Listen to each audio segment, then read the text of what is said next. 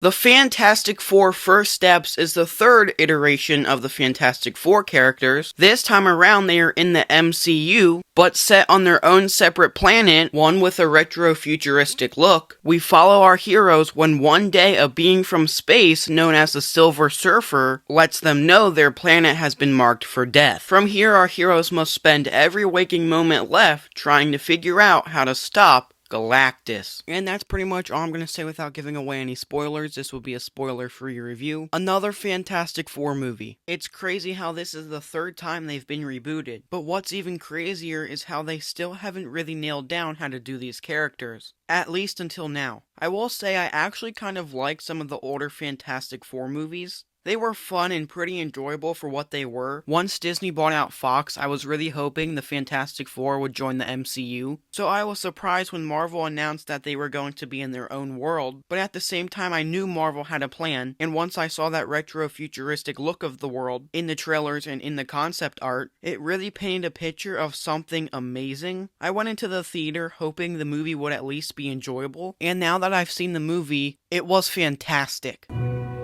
I really think this is one of Marvel's best movies. So let's get into it. I'm going to start with the good stuff, things I loved about this movie, and then I'll talk about what didn't work so well. But starting off with the good, it was such a brilliant idea to set this movie on its own separate world. The world that they're in really sets it apart from so much of the MCU. I love the aesthetic from the costumes, the production design, and even the score. The music sounds so good in this movie. It's definitely one of the best scores in a Marvel movie in a long time. Another amazing thing in this movie is the origin story. The past two Fantastic Four iterations spent the whole movie explaining their origin, but I love the first 5-7 minutes of this movie because it just tells you what you need to know. It kind of recaps what happened, but also gives you a clear understanding of what the Fantastic Four have been doing. We jump into the movie where they've already been saving the world and being the Fantastic Four for 4 years. I see what you did there, Marvel. But that really quick introduction into how the Fantastic Four got their powers, and some of the villains they fought along the way, it really put a big smile on my face. And then the movie has the rest of its time to do so much more. The movie is very efficient with its runtime. While the first part of the movie you're getting used to the pace, because it is fast, it's just throwing you into this world.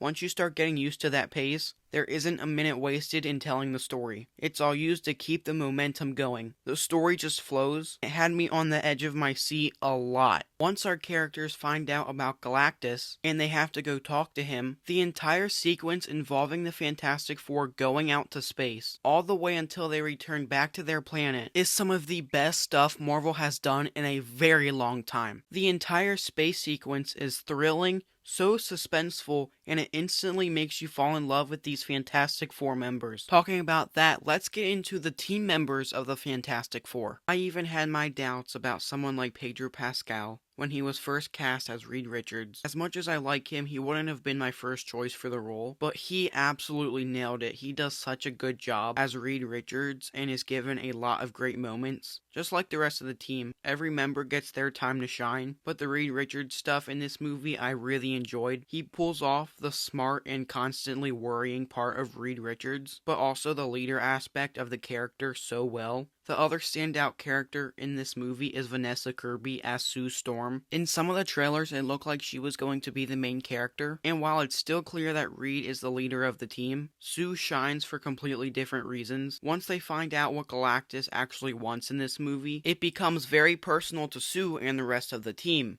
And the movie does a great job showing how far a parent will go to protect their child. And a lot of those moments created some really strong conflict between her and Reed, but it also made you root for her so much throughout the movie. She felt powerful, emotional, and not just a supporting character. They did a great job with the Invisible Woman. Now getting onto the other two members, starting with Ben Grimm the Thing. He has to be my favorite character from this movie. I just love his design and everything about him. Definitely my favorite of the four. The CGI in this movie is so good. You can see his emotional reactions clearly without ever thinking, that looks weird or the CGI feels off. No, everything about the Thing looked really good. I do think he gets the least to do out of the team. There is a small storyline with him being sad about the way he looks, and a very small subplot about a love interest. But with everything else going on in this movie, that stuff felt more like something they'll probably add on into the future. And honestly, I don't think that's a bad thing. You don't want to have too many things going on in the movie. And when it comes to Joseph Quinn as Johnny Storm, I was very excited to see him in this movie. And this is a very different Johnny Storm. He's got that hothead persona. He's the wild one and the funny one of the group, but that's not all there is to him. They give him something really interesting to do in this movie, and I thought that was such a great choice for him. It made him feel like an actual reliable and useful member of the team outside of his powers. This is probably one of the most totally balanced Marvel movies in a while. This is a really serious movie. From the moment we find out their planet has been marked for death, and the Fantastic Four are trying to figure out how to stop it, you are losing all hope. You feel the pressure on the team to figure out how to defeat Galactus. And that entire journey, I love. Mainly because this is a separate world, not the MCU. So you're not sitting there thinking, okay, they're gonna figure it out. Everything's going to be fine. This is a whole new world, and you don't know what happens until the end. You're guessing till the last minute whether the world gets destroyed or not. And you can take this movie seriously because not every other moment was funny or had a joke in it. There are some funny moments in the movie. Some dark and serious stuff gets lightened up with humor. And it fits so well. Johnny Storm has funny moments, but even Herbie the Robot, I love Herbie the Robot. He's such a cool and unique character, and he has some very fun moments too. There are definitely moments in the movie that make you smile, but I'm just so happy they let this movie be serious, and didn't just fill it up with non-stop jokes. Now for Galactus and the Silver Surfer, the villains of this movie, I think the Silver Surfer was really good stuff. The effects on her look absolutely awesome, and she has a lot of sequences where she comes off really threatening. But speaking of giant threats, Galactus. The way Galactus was done in this movie was incredible. Just his size alone makes you feel like all hope is lost. And I love the design of this Galactus, and his voice